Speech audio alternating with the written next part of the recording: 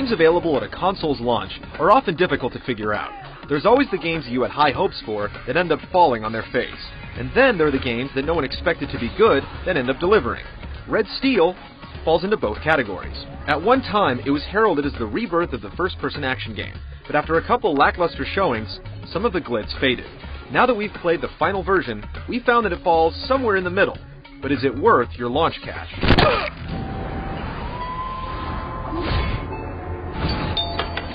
Oh my god! What happened to you?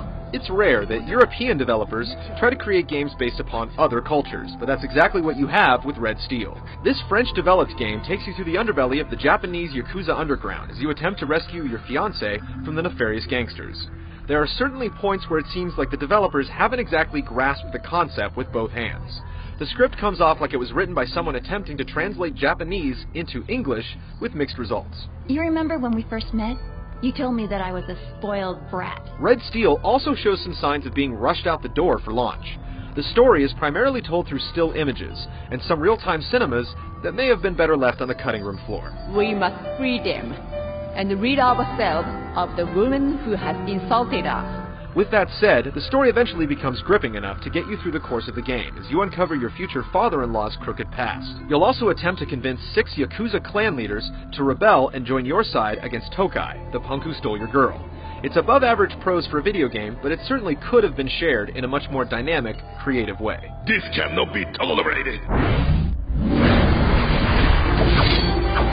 This is a game of two personalities. On one side, you have first-person shooting, and on the other, you have first-person swordplay. When and where you take on either is determined entirely by the game. It all seems a little jarring, to be honest, but it's explained by the honor points that are tallied throughout the game, where allowing foes to live will reward you with new abilities. On the gun side, you have the traditional armaments like machine guns, sniper rifles, pistols, grenades, and the like. While the weapons are typical, how you use them is not. A few hours into the game, you'll gain the ability to slow down time and mark specific body parts of enemies, and then bust off some caps in rapid succession. This is particularly effective for disarming foes, at which time you have the choice of finishing them off or letting them live. Sword fights occur fairly regularly, but the one-on-one affairs don't last long, making for a game that's about 80% gunplay and 20% hacking and slashing. When you do take up the sword, you're locked into combat and unable to roam freely, which makes sense considering the bad guys you'll be facing off against have no distractions. The single-player quest will keep you busy for a few days, and when you've exhausted all the content, there's a fairly fun multiplayer option to keep you going. There are just 3 modes total, including the typical deathmatch and team deathmatch. The best of the 3 is called Killer, where the Wii's remote speaker will give players particular instructions. The first to accomplish the objective is the winner. It's the only mode that actually makes use of the Wii's unique abilities, and it's a great deal of fun. Well, as long as you have a decently sized TV anyway. You can only play the multiplayer modes via split screen with up to 4 players, as there's no online or LAN support, which is a bummer. Technically speaking, Red Steel is all over the map. There are moments where the game looks like one of the more impressive Wii launch titles, with destructible environments and some impressive lighting. But other times, it looks like a game that was created for the GameCube, with blocky environments and blurry textures.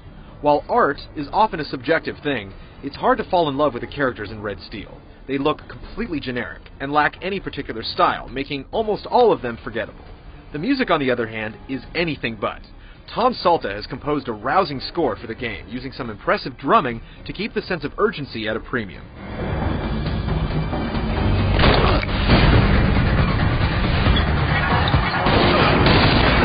Anytime you introduce a control method as fresh as the Wii's, there's going to be a learning curve involved.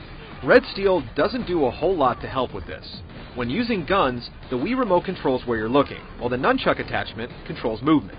It makes sense to try and mimic the industry-standard PC setup, but the Wii remote doesn't provide enough sensitivity in Red Steel to turn around quickly enough.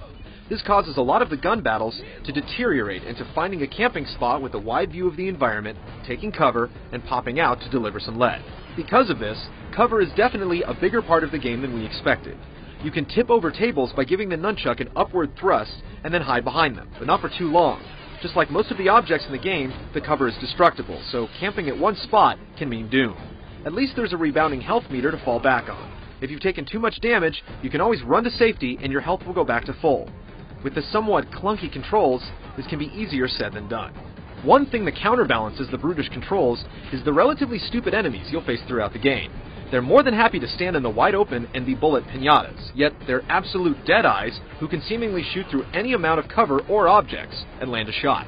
They'll occasionally take cover behind walls or tables, but more often than not, they'll dare you to master the controls. And it's not an easy dare either. The controls, by any standard, are extremely complex.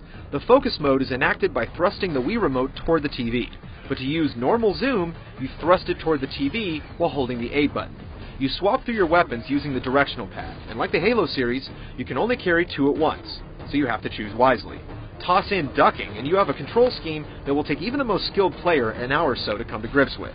There's a slight aim assist built into the game that keeps you from having to be ultra perfect with the Wii remote, and while there's no slider for aiming sensitivity, there are 3 different settings to choose from that can at least help you find your sweet spot. It's not all bad for the controls though. Tossing grenades is a good time, as you simply move the nunchuck in a throwing motion. You can even roll them along the ground by using an underhanded gesture, which is a lot more fun than you might think. Sadly, the sword play doesn't fare much better.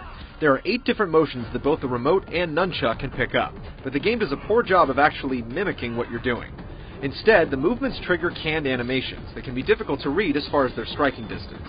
Locking with the nunchuck is handled a little better, as it actually replicates your movements, and deflecting a blow will leave your opponent stunned for a short period of time, giving you an opportunity to land some strikes. You'll also learn combos and new abilities as the game progresses that will allow you to break an opponent's weapon or rain down with double-handed strikes. There's a bit of strategy to the sword fights, as there are separate meters for health and weapon strength. Deciding which one to chip away at can mean the difference between victory and defeat, as each enemy has different ratings for both. By now, your head is probably swimming trying to remember all the controls in Red Steel, and we don't blame you. Actually, playing the game is just as confusing at first.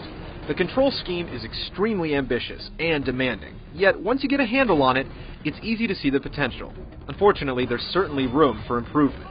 While the controls eventually immerse you in Red Steel's world, neither the gunfighting nor swordplay feel polished, resulting in a disconnect between player and game.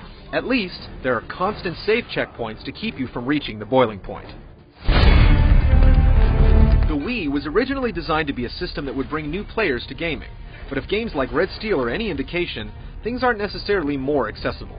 It's an ambitious game with controls to match, but once you get the hang of its ins and outs, you'll definitely have a good time blasting and slicing your way through the Yakuza. It's a game like no other, but it takes a great deal of patience before you're able to truly enjoy it.